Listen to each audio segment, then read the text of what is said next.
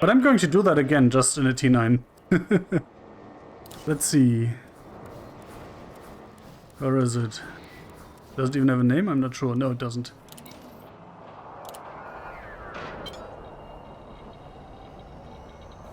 So I'm going to pretend that I brought some bio waste. But I'm going to use limpets, because more cargo means worse handling, right?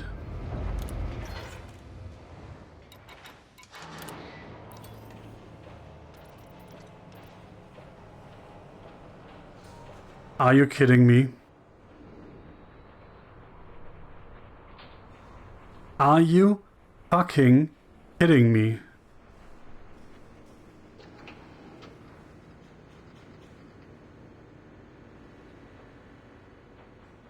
That's a joke, right?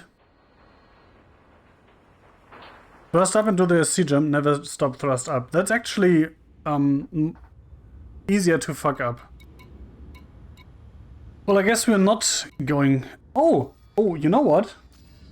Yes, we are going to take cargo. Because I happen to have some worthless cargo around here. Where is it? There we go. Let's just take some of these.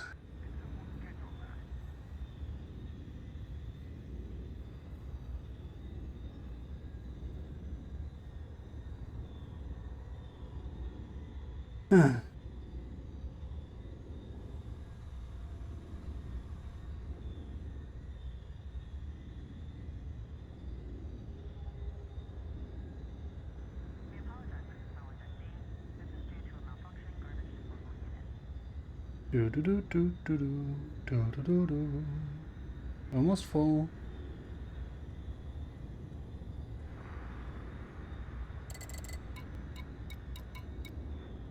Cargo hold at maximum capacity. So, you've no fuel transfer limpet controller. Not on this one, because this is the E-rated T9 that I, well, landed on Ekana. That was a challenge in my old squad. But you know, if I can land it on Ekana, I can land it here, right? And it's just stock stuff and full cargo racks. So you get heavier.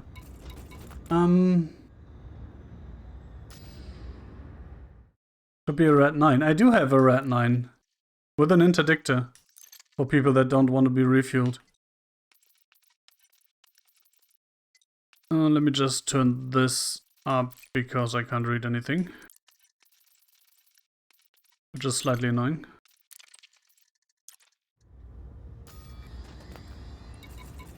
That is better.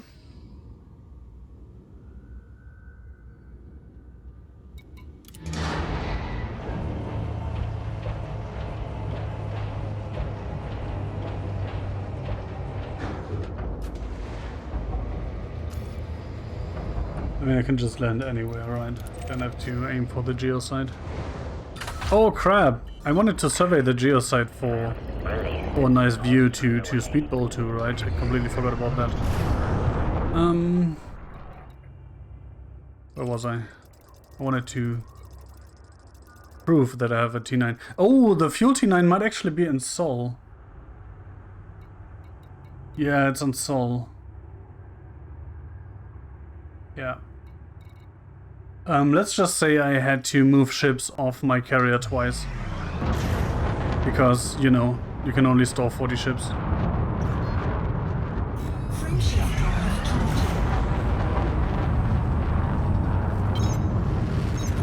So, question.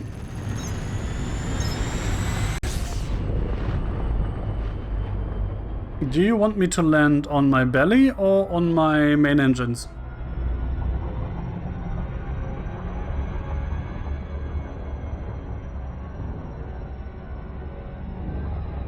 That reminds me. Let me check something. Controls. Alternate flight. Ah, you can't set an alternate throttle axis. That's annoying. Because if I land on my main engine, I'm going to have to constantly keep my left stick pitched forward. Which is not as bad as twisting the wrist, but still. On my nose? No, that's impossible, unless I have shields, so not in this ship. I can do a nose landing in a different ship after. But not in a shieldless one.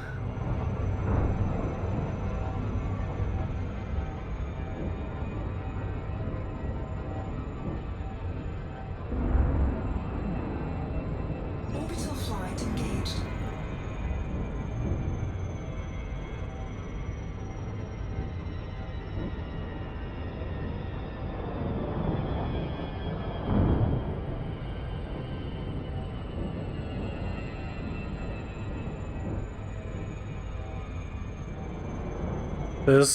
There's seriously an Erkan and Stefan Twitch channel.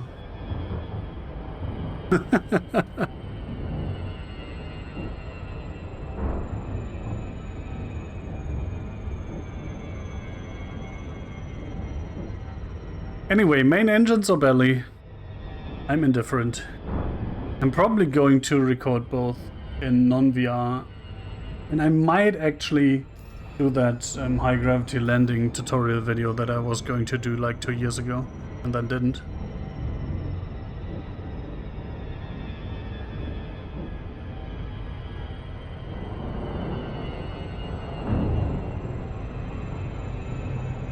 That's such a 90s throwback, Rex.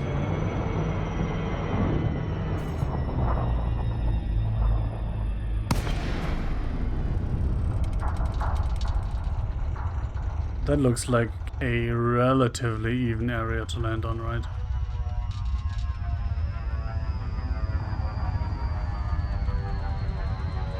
So I'm going to go with the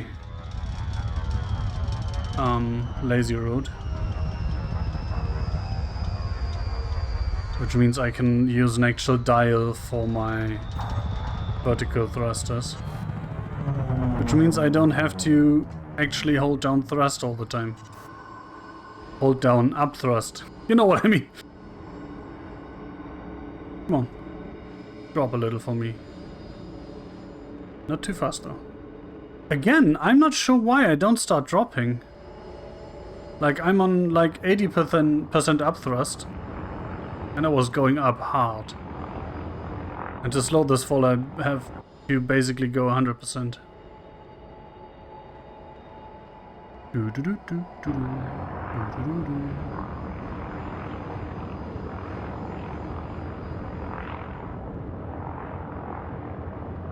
The worst enemy on these descents is my impatience. So like, I'm like, hey, let's drop for like 3 kilometers and then do a suicide burn, but you'd better not do that. If it works, it works. If it doesn't work, you die.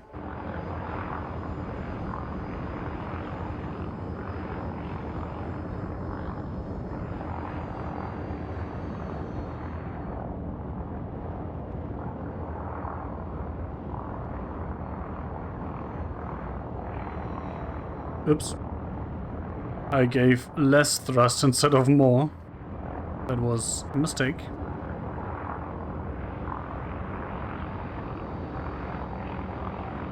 But this is fine. Like, if I crash at less than 100 meters per second, that's fine. Just a flash wound, basically.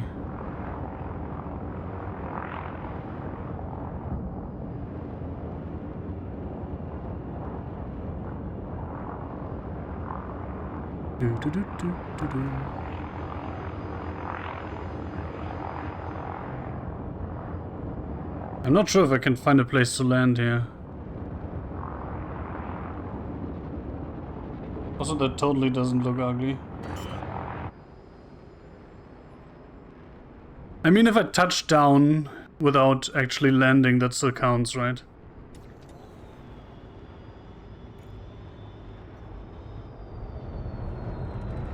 Whoopsie. Taking damage. I did not realize that I was pitching up there. I was too concentrated on arresting my lateral velocity. Well, that kind of worked. So, the way to take off is really, really, really simple. So first of all, you take off, then immediately drop down again without landing gear. And then you pitch up, which, fun fact, oh, in this ship it works in FA off, interesting. Nah, it doesn't, okay. So, you need the cheating thrusters of flight assist for this, otherwise you can't pitch all the way up. So that was another, like, 10% damage after I turned on flight assist. And then when you're sitting there pretty on your... Wait, what's the button? Is this the button? This is the button.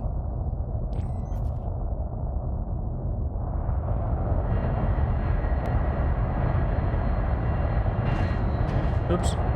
Nope. Come on. Nope. This is the one. When you're sitting there, you just give full throttle. And it just works.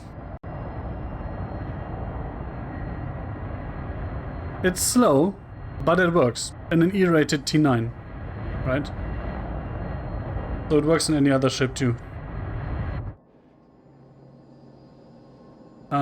I do advise against boosting. Let's show that off when we're a bit higher.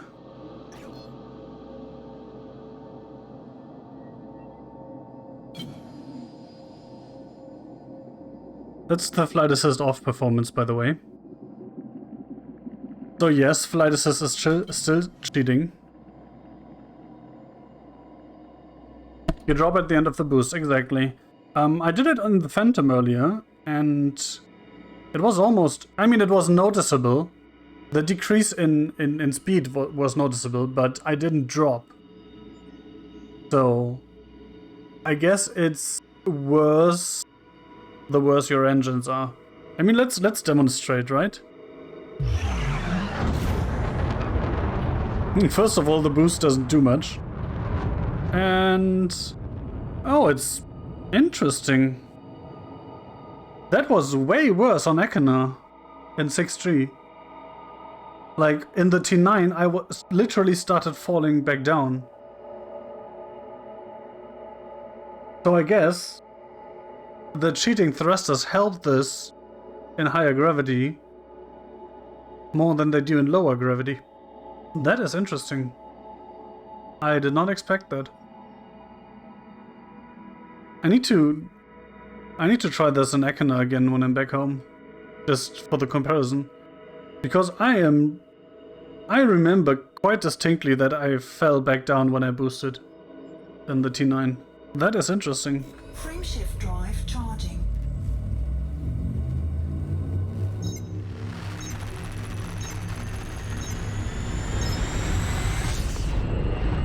That is really interesting. Oh, would you look at that?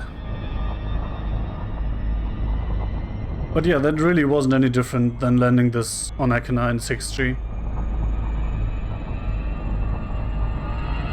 I think I even took less damage here than last time, but I'm not sure about that.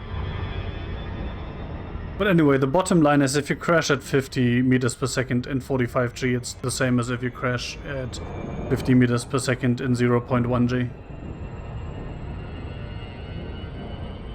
So basically it feels the same. What else can I fly? Must come with the practice. That it exactly feels the same, that comes with practice, yes, because if you're not practiced and you start falling, you will be punished way harder the higher the gravity is, obviously, because you accelerate faster. But this thing with boosting not making you drop,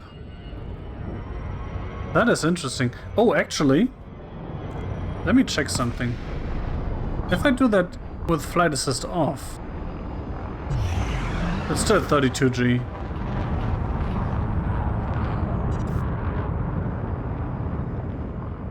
No, even then it doesn't really matter. Interesting.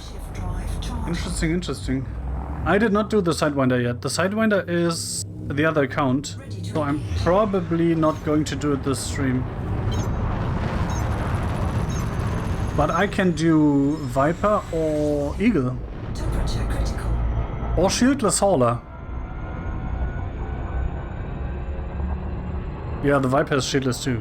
So if you're looking for more shield crashes, I need to bring some other ships. But I have plenty of properly shielded ships too. That said, no, I actually do not have a lot of properly shielded ships because most of my shielded ships are for combat. And I'm running bioweaves with resistance engineering on those. Like, I speedrun the landing in my bubble phantom earlier. And that has 748 megajoules of shields. That was fine. If I were to use my combat crate, that has 400 and something, 480 or something megajoules. So my combat ship would actually lose shields. Unlike my bubble taxi. A landing pad has been assigned to you, Commander. You can join in voice if you need a voice to talk to. It's not like I need a voice, but we can just do in-game voice, right? Hello?